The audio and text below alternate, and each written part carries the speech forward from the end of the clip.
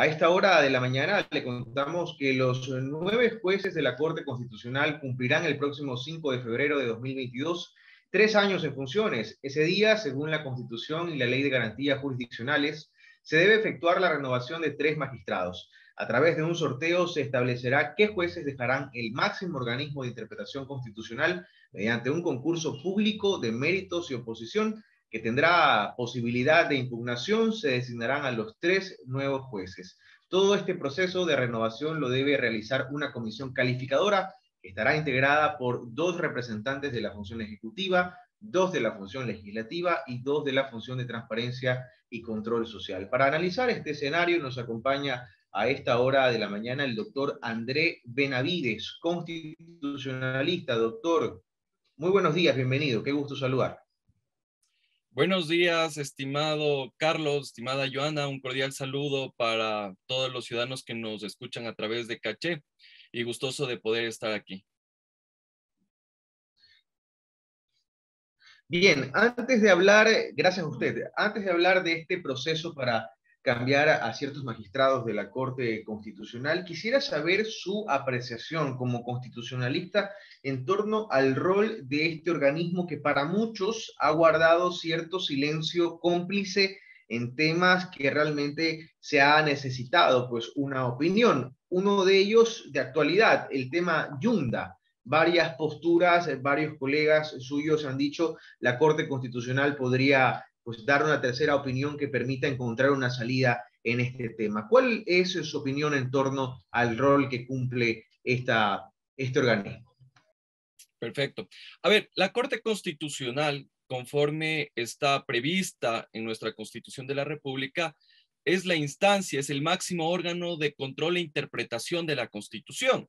Si bien es cierto, yo creo que la Corte Constitucional ha tenido varias decisiones, fallos importantes, interesantes en materia de derechos principalmente, yo creo que la Corte Constitucional nos queda también debiendo en algunos aspectos que en realidad preocupan a la ciudadanía.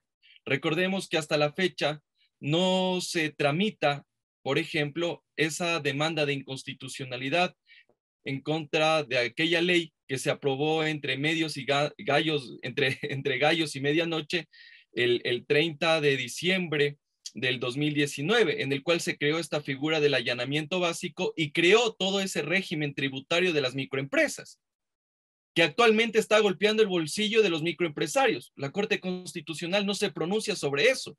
Ya han pasado prácticamente 2 años y no tenemos ningún tipo de respuesta por parte de la Corte Constitucional. Se ha demandado, por ejemplo, la inconstitucionalidad de varias leyes y todavía no tenemos respuesta. En ese sentido, me parece que la Corte Constitucional sí tiene una deuda con los ecuatorianos, tiene una deuda con el país, y en ese contexto yo también pienso que va a jugar un rol protagónico en lo que tiene que ver con el proceso de remoción en contra del señor Jorge Yunda. Porque evidentemente ahorita nos encontramos los quiteños, quienes vivimos en la capital de los ecuatorianos, en una situación de incertidumbre y zozobra. No sabemos quién es el alcalde de Quito, el señor Yunda o el señor Guarderas. ¿Qué sentencia debe ser aplicada? ¿La de la Corte Provincial o de la del Tribunal Contencioso Electoral? Tal es así el nivel de incertidumbre que ni siquiera los propios funcionarios del municipio de Quito saben a quién responder. Tienen miedo de firmar contratos, de firmar cualquier tipo de nombramiento, cualquier tipo de cuestión, porque al final del día te puede caer la Contraloría porque tal vez tú no eras un funcionario que estaba legitimado para ejercer ese tipo de actuaciones. Ahora, yo esperaría que la Corte Constitucional esté a la altura de las circunstancias y dé una respuesta a los quiteños, a los ecuatorianos que viven en la capital. Lastimosamente, la ciudad se encuentra en un bache. Lastimosamente, la ciudad está en una situación insostenible. Y yo creería que la acción extraordinaria de protección que se va a presentar en los próximos días va a ser esa válvula de escape en la cual finalmente podamos determinar quién es el alcalde de Quito. Yo esperaría, y esta es una opinión técnica constitucional, que la Corte Constitucional deje sin efecto esa írrita sentencia de la Corte Provincial de Pichincha, sentencia que desconoce lo que es una acción de protección, que desconoce lo que es un proceso de control político en un gobierno autónomo descentralizado y que a la fuerza tratan de imponer un criterio que es cerrado, como el uso de la sentencia del caso Petro versus Colombia, que no tiene nada que ver con lo que está ocurriendo en Quito, que es una situación totalmente diferente. En ese orden de cosas, yo creo que la Corte Doctor, Constitucional... ¿y cuánto podría demorar este proceso? Desde que se ingresa la acción de protección ante la Corte Constitucional, ¿cuándo se esperaría una respuesta? Porque aquí tiempo, digamos, no sobra. Y como usted muy bien ha dicho, esta incertidumbre que se genera en el municipio de Guayaquil de Quito, perdón, provoca muchísimos problemas, no solamente para quienes ahí trabajan, sino también para los usuarios de los servicios del municipio que no saben ni siquiera a quién dirigirle los oficios, por decirlo menos. Es decir, se necesita una respuesta inmediata. Así es, estimado Carlos.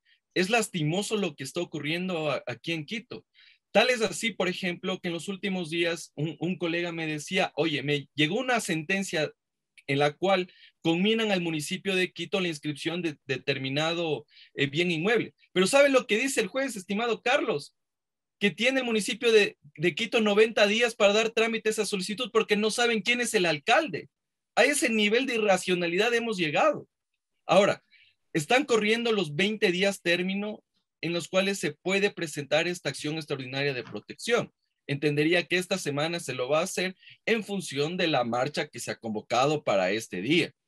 Ahora, para quienes ejercemos derecho constitucional todos los días y presentamos acciones extraordinarias de protección, podemos decir que el proceso podría durar meses o inclusive años, porque evidentemente tiene que seguirse un orden cronológico respecto de las demandas que son presentadas.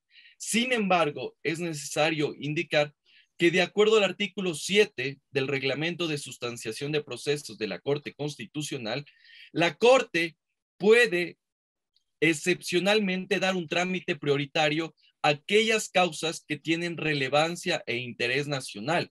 Yo creo que el caso del señor Yunda, esta acción extraordinaria de protección que va a ser presentada, cumple con esos parámetros y yo creo que la Corte Constitucional debe darle ese trámite prioritario, porque aquí la ciudad en realidad se está cayendo a pedazos y es necesario, es imperativo la Corte Constitucional en el plazo máximo, esperaría en el mejor de los casos de unos 2 o 3 meses ya tenga una decisión sobre esto. Y aquí hay que incluir un tema adicional, estimado Carlos. ¿Qué va a pasar, por ejemplo, con la audiencia que se va a dar el 27 de agosto en el Tribunal Contencioso Electoral y que eventualmente podría determinar la destitución del señor Yonda? Entonces, claro, aquí vemos que existen un fuego cruzado inclusive por parte de estas dos altas cortes y que eventualmente esto perjudica a la ciudadanía. Aquí no pierde el señor Yunda, el señor Guardera, los concejales, sino los ciudadanos de a pie, el ciudadano común que no sabe ni siquiera a quién dirigir sus peticiones. Totalmente. Y esperamos de corazón que el tema pueda resolverse incluso antes de esos 2 meses, porque tiempo ya ha pasado demasiado y este tema se ha alargado pues insufriblemente. Hablemos del tema inicial con el que arrancamos esta conversación. El próximo 5 de febrero de 2022, tres, eh, eh, tres jueces de la Corte Constitucional van a tener que ser renovados. Se va a integrar una comisión calificadora integrada por representantes de la función ejecutiva, legislativa y función de transparencia y control social. ¿Qué se esperaría de este proceso, doctor Benavides? A ver, de acuerdo al artículo 432 de la Constitución de la República, la Corte Constitucional debe ser renovada cada 3 años por tercios. En ese sentido, entenderíamos que en febrero del próximo año deberían ser posesionados 3 nuevos jueces. Ahora, yo como ciudadano y como abogado, yo esperaría que este concurso esté a la altura de las circunstancias, porque lastimosamente en los últimos procesos hemos visto cómo estos procedimientos han sido direccionados. Recordemos cómo pasó en el año 2012, en el cual la señora Pamela Martínez era una de las integrantes de la Comisión de Selección de la Corte Constitucional y después terminó siendo hasta inclusive magistrada de la Corte Constitucional. Bajo este antecedente, esperaría que la función ejecutiva, el presidente Guillermo Lasso, la Asamblea Nacional y la función de transparencia y control social nombren a personas probas que integren esta comisión de selección y de designación de la Corte Constitucional. Es importante indicar que, de acuerdo a la Ley de Garantías Jurisdiccionales, el presidente de la Corte Constitucional tiene que hacer esa solicitud a las máximas autoridades de la función del Estado para que nombren a esos dos representantes. Y estas funciones tienen 10 días para designar a esas personas que formarán parte de esta comisión de selección y designación. Es importante señalar que quienes integren esta comisión tienen que tener los mismos requisitos de quienes van a ocupar el cargo de jueces, magistrados de la Corte Constitucional. Así también no tienen que estar incursos en aquellas prohibiciones e inhabilidades que establece la Ley Orgánica de Garantías Jurisdiccionales y Control Constitucional. Por otra parte, yo también esperaría que este no sea un proceso de carácter político y en el cual en realidad responda a intereses de ciertos sectores políticos o económicos, que eso sería bastante cuestionable, más aún en las circunstancias que se encuentra la justicia constitucional en nuestro país, en el cual, por ejemplo, tiene que jugar un rol protagónico en aquellas decisiones que van a decidir el futuro de los ecuatorianos. Ya en los próximos meses eventualmente tengamos una consulta popular y yo consideraría que también ese termómetro va a ser utilizado para designar tanto a los integrantes de la comisión de selección como a esas ternas que serán enviadas a la Corte Constitucional. Porque, por ejemplo, yo como presidente Lasso esperaría que la Corte Constitucional me dé luz verde a esa consulta popular y para ir a las urnas. Entonces, aquí hay que valorar varios aspectos de orden social, jurídico, pero también de orden político. Yo esperaría que la justicia constitucional no esté secuestrada por el poder político que lastimosamente no le hace bien a nuestro país.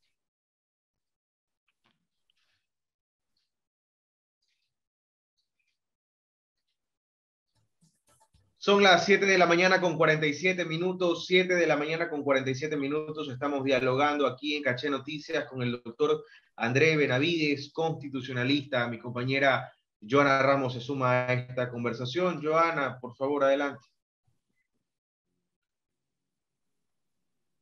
Gracias, Carlos. Doctor, muchísimas gracias por estar aquí en Caché Noticias. Tenemos algunos problemitas de señal, pero esperemos que la entrevista vaya muy bien.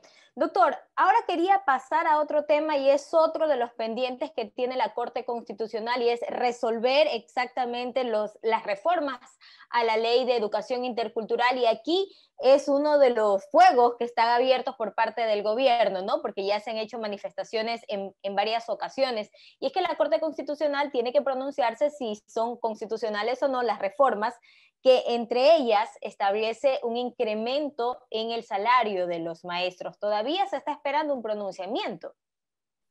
Así es, un cordial saludo, estimada Joana. A ver, sí, en efecto, en la Corte Constitucional se está sustanciando una demanda de inconstitucionalidad en contra de las reformas a la Ley Orgánica de Educación Intercultural. Reformas en las cuales, de alguna manera, se trata de ayudar salarialmente y también en la jubilación a aquellos maestros que han cumplido ya su periodo activo en el magisterio como tal. En ese orden de cosas vemos que todavía no tenemos ni siquiera un proyecto de sentencia por parte de la Corte Constitucional y lastimosamente varios profesores se encuentran inclusive en huelga de hambre y no tenemos solución, no tenemos una alternativa. Yo esperaría que la Corte Constitucional en los próximos días ya pueda emitir al menos el proyecto de sentencia y posteriormente ya se reúne el Pleno de la Corte Constitucional para tomar una decisión en ese sentido. Recordemos que cuando se aprobaron estas reformas, la Asamblea Nacional eventualmente incumplió con uno de los presupuestos que establece la Constitución de la República, en la cual tú no puedes generar gasto público si la iniciativa no proviene del presidente de la República. Pero aquí hay que señalar lo siguiente, que el presidente Moreno, muy hábilmente, para no abrirse un frente político, él dijo lo siguiente: yo sanciono este proyecto de ley y mando al registro oficial, pero ya verá el próximo gobierno cómo se hace cargo del tema presupuestario. Pero Moreno tampoco no es que se quedó cruzado de pies y manos.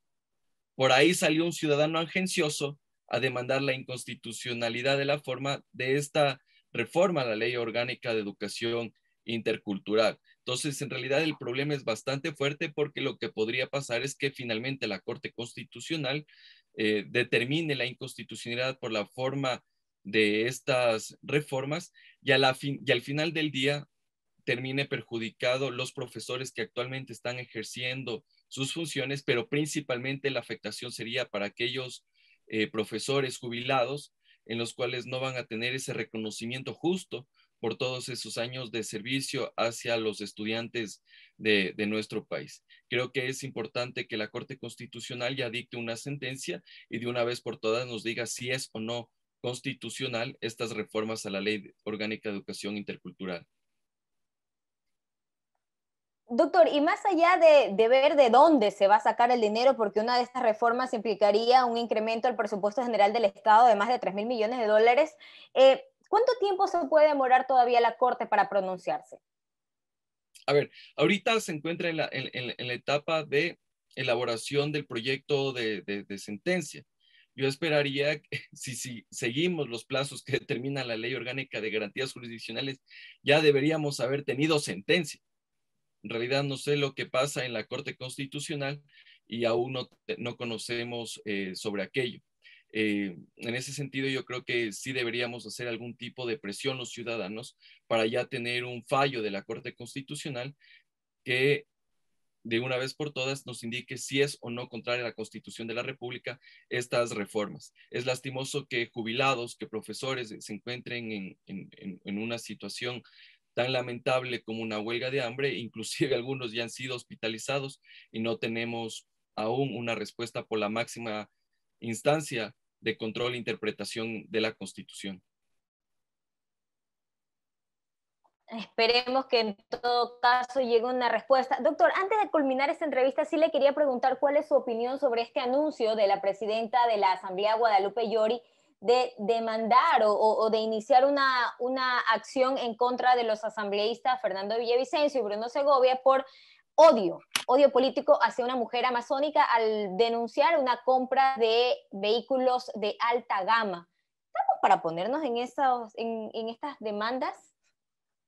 Me va a disculpar por el término que voy a utilizar, estimada Joana, pero en realidad eso me parece que es al menos algo atado de los cabellos, no tiene ningún tipo de sustento ni fundamento jurídico. Me parece más bien que esto ya cae en lo ridículo, porque eventualmente aquí lo que se está tratando de hacer es de limitar esa facultad fiscalizadora que tienen los asambleístas, no solo para fiscalizar a las otras instituciones del Estado, a lo externo, sino también a lo interno.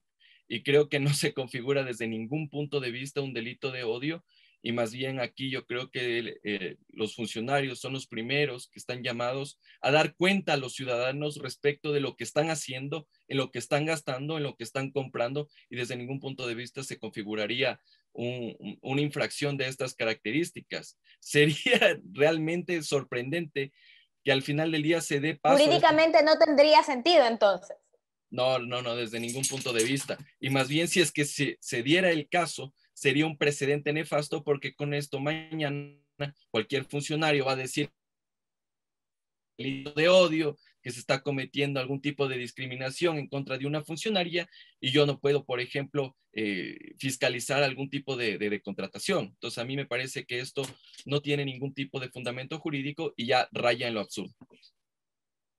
Lo hemos consultado entonces con un experto. Doctor, muchísimas gracias por acompañarnos aquí en Caché Noticias. Muchas gracias por la invitación. Un cordial saludo a todos.